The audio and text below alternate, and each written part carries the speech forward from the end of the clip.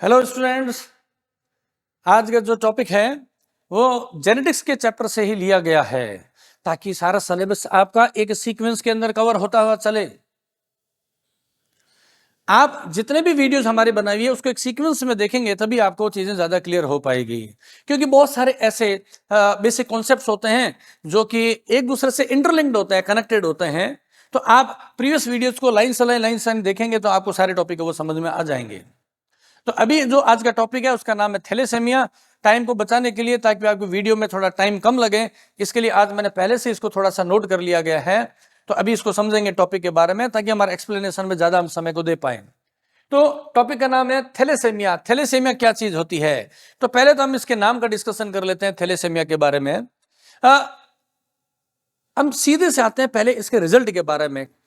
Thalassaemia में क्या होता है? थैलेसेमिया के अंदर हीमोग्लोबिन जो होता है, हम जानते हैं कि हमारी आरबीसी में हमारी आरबीसी के अंदर श्वसन वर्णक के रूप में in the form of respiratory pigment haemoglobin is found. Okay, इसी कारण से मानव का यानी कि ह्यूमन बीइंग के ब्लड का कलर कैसा होता है? रेड कलर होता है। हमारे रक्त का कलर कैसा होता है? लाल रंग होता है। तो आरबीसी में जो हीमोग्लोबिन होता है उसके दो पार्ट होते हैं। एक पार्ट होता है हीम, दूसरा होता है ग्लोबिन, जो कि एक प्रोटीन होती है। ये सब चीजें हमने पहले से पढ़ी हुई है। हमने कहा एक हीम है और एक होता है ग्लोबिन। मैं यहां पर एक बार कुछ पॉइंट्स में लिख देता हूं, छोटा सा शॉर्ट में लिखता हूं। हीमोग्लोबिन, हमने कहा हीमोग्लोबिन के कितने पार्ट होते हैं? दो होते हैं। पहला पार्ट कौन सा है? हीम। और दूसरा पार्ट कौन सा होता है? ग्लोबिन। और ये ग्लोबिन क्या है? ये ग्लोबिन एक क्या होती है? प्रोटीन है।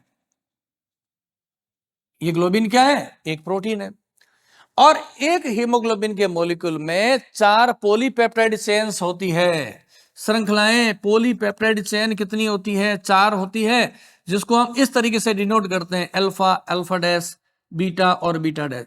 इस तरीके से इसको हम रिप्रेजेंट करते हैं।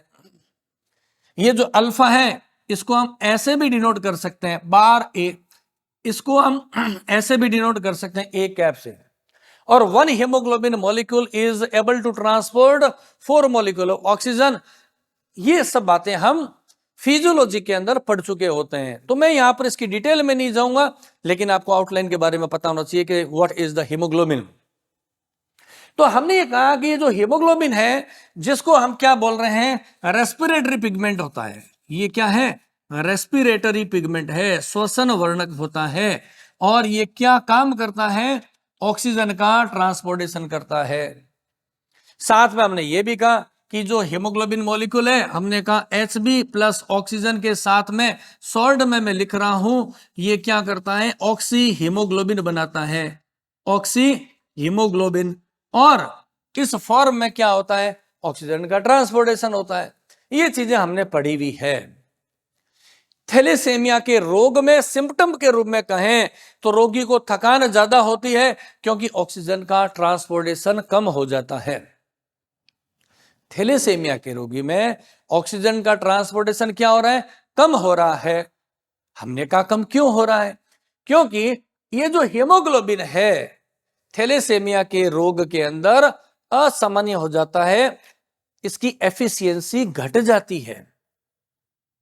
हीमोग्लोबिन की ऑक्सीजन ट्रांसपोर्टेशन की एफिशिएंसी के घटने का कारण क्या है? What is the reason behind it? तो हमने कहा कि हीमोग्लोबिन में ग्लोबिन है, और इस ग्लोबिन में 2 है चेन, अल्फा और अल्फा डैश। इन अल्फा और अल्फा डैश में जब कभी एबनॉर्मेलिटी जनरेट हो जाती है due to the presence of gene, कौन सी जीन की मैं बात कर रहा हूं? Due to the presence of gene. अगर इसमें क्या हो जाए? HbA1 जीन या HbA2 जो जीन है, इसके इफेक्ट से, या इस वाली चेन में HbB जीन के इफेक्ट से, ये चेन क्या हो जाएगी? एबनॉर्मल हो जाएगी। एबनॉर्मल जब जीन हो जाएगी, ये चेन जब एबनॉर्मल हो जाएगी, तो ऑक्सीजन का ट्रांसपोर्टेशन डिक्रीज हो जाता है। तो थैलेसेमिया में अगर पूछें कि थैलेसेमिया रोग क्या होता है, तो हम सिंपल सा कहेंगे थैलेसेमिया में हीमोग्लोबिन है वो एबनॉर्मल बन जाता है। एबनॉर्मल क्यों बन जाता है? तो हमने कहा हीमोग्लोबिन की जो ग्लोबिन है उसमें अल्फा और अल्फा डैश जो चेन होती है वो एबनॉर्मल हो जाती है, उनकी ऑक्सीजन कैरिंग कैपेसिटी, ऑक्सीजन को पिक करने की क्षमता घट जाती है। तब हम कहेंगे रीजन क्या है इसका, तब हम यहां पर पॉइंट में आएंगे। पहली बात हमने कहा thalassaemia is a inherited disease and we all know that all the inherited disease is transmitted from one generation to another generation by a gene। तो ये जो थैलेसेमिया है इसके लिए भी जो एक पर्टिकुलर जीन होती है जो इस रोग के लिए उत्तरदायी होती है, इस रोग के लिए उत्तरदायी जीन है जो एक पीढ़ी से जब दूसरी पीढ़ी में जाएगी तो साथ साथ क्या करेगी, इस रोग का संचरण भी कर देगी। हमने कहा ये जीन कैसी है, तो हमने कहा ये जीन कैसी होती है, एक अप्रभावी जीन है, रेसेसिव जीन होती है।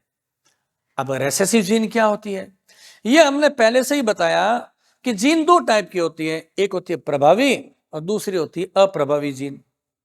प्रभावी जीन तो हर जगह ही प्रभावी होती है। हम कहते हैं ना कोई व्यक्ति प्रभावशाली है, प्रभावशाली व्यक्ति है तो वो तो अपने घर में भी प्रभावशाली होगा, घर के बाहर जाएगा तब भी प्रभावशाली होगा। तो ये जो प्रभावशाली जीन होती है, डोमिनेंट जीन होती है, वो होमोजाइगस और हेटेरोजाइगस दोनों कंडीशन में प्रभावी होती है। आपने मेंडल के रूल में पढ़ा हुआ था कि टॉलनेस का कैरेक्टर टी है, वो प्रभावी जीन है, तो कैपिटल टी या कैपिटल टी स्मॉल टी दोनों ही कंडीशन में क्या होती है, प्रभावी होती है ना। कैपिटल टी जीन होमोजाइगस, होमो का मतलब दोनों जीन समान है, होमोजाइगस, हेटेरोजाइगस यानी एक है टॉल की जीन है, एक है ड्वार्फ की जीन है, फिर भी कैपिटल टी होती है, डोमिनेंट होती है, अपना प्रभाव दिखाती है। तो हम कहेंगे डोमिनेंट कैरेक्टर तो वो होता है, डोमिनेंट जीन तो वो होती है जो which can express itself in homozygous as well as in the heterozygous condition। और अप्रभावी जीन वो होती है जो केवल और केवल होमोजाइगस में ही अपना इफेक्ट दिखाती है। ये हमने मेंडलिज्म के चैप्टर में पढ़ा हुआ, उसको डिटेल में नहीं जाएंगे। यहाँ मेरा मेन एम ये है बताना कि थैलेसेमिया की जीन कैसी होती है, रेसेसिव जीन होती है, इसलिए अपना इफेक्ट कब दिखाएगी, हमेशा समयुग्मनजी अवस्था में, या जिसको हम कहते हैं होमोजाइगस कंडीशन में ही अपना इफेक्ट दिखाती है। और इसकी जीन कौन सी है, HBB या HBA जीन कहते हैं, और ये कहां पर है, ऑटोसोम के ऊपर होती है। अब ऑटोसोम क्या होते हैं, आपने पढ़ा है ह्यूमन बीइंग में 46 क्रोमोसोम्स होते हैं, उसमें 44 क्रोमोसोम्स ऑटोसोम्स होते हैं which control the somatic traits, and last 2 chromosomes in the female XX, in the male XY are called as the sex chromosome because XX and the XY chromosome determine the sex of that developing embryo।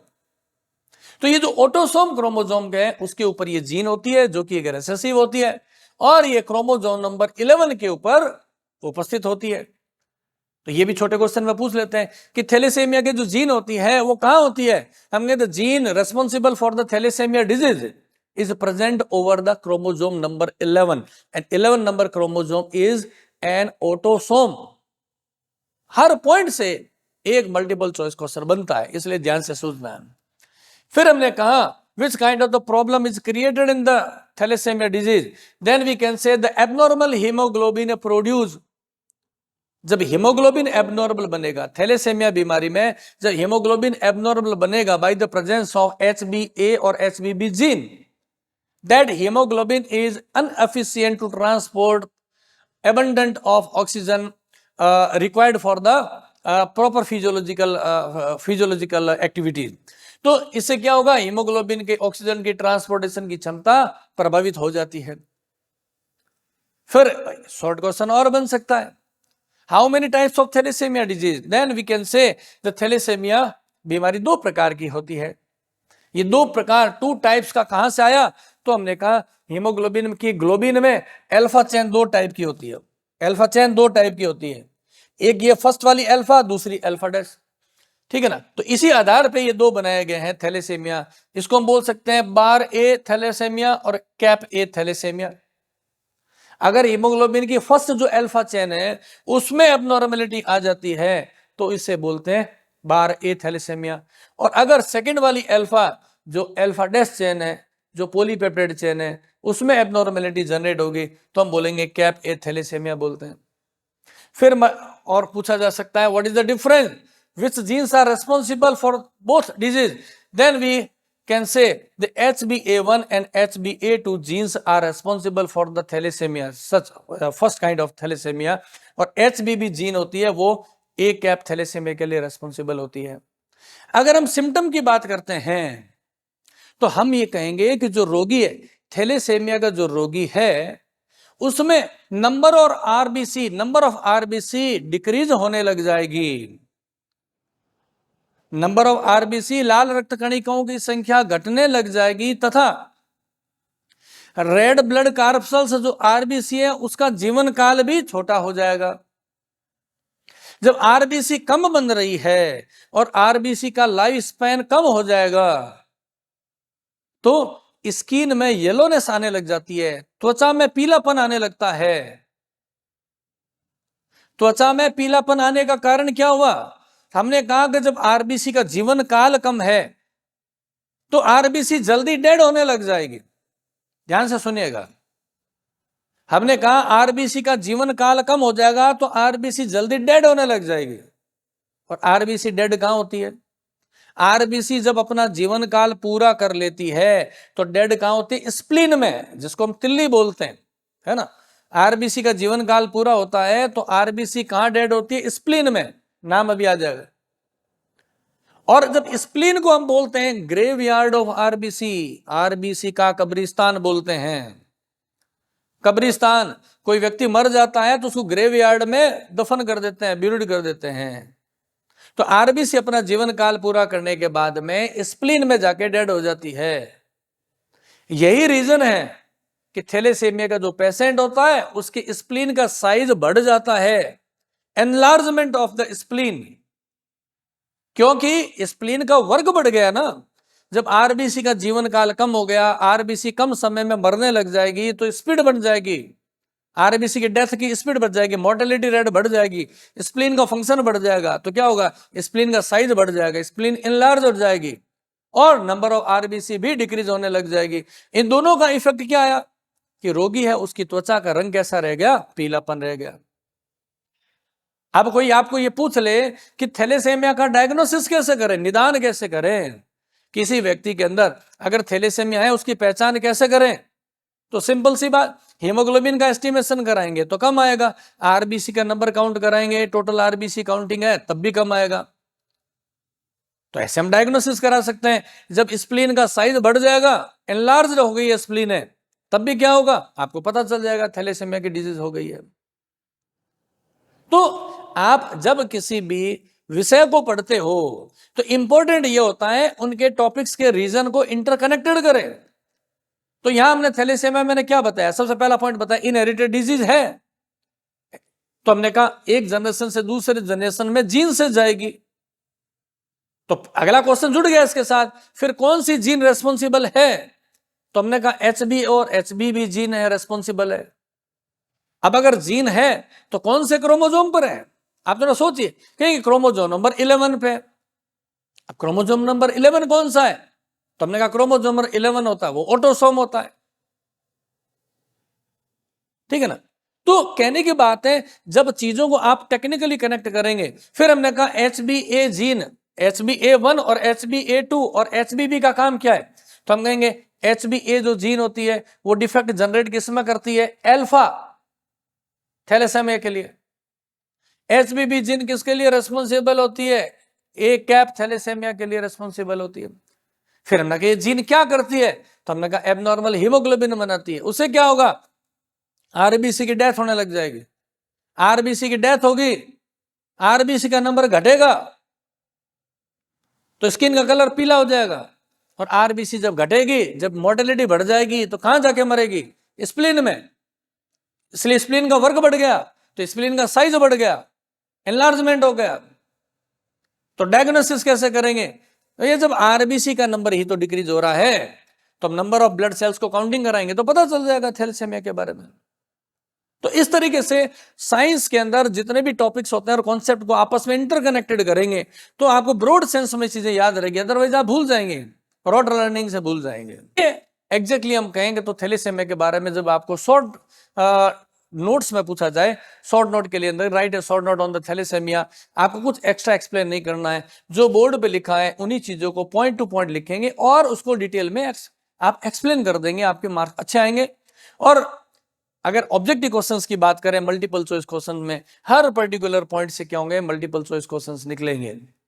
तो इस video के last के अंदर जैसी and होगी मैं कुछ multiple choice questions को ऐड कर दूंगा रिलेटेड टू थैलेसेमिया, तो वो आपकी प्रैक्टिस के लिए बहुत आसान रहेगा। तो इसको आराम से आप पढ़िएगा और कोई भी प्रॉब्लम हो समझने में तो आप मैसेज जरूर कर दीजिएगा। Thank you so much.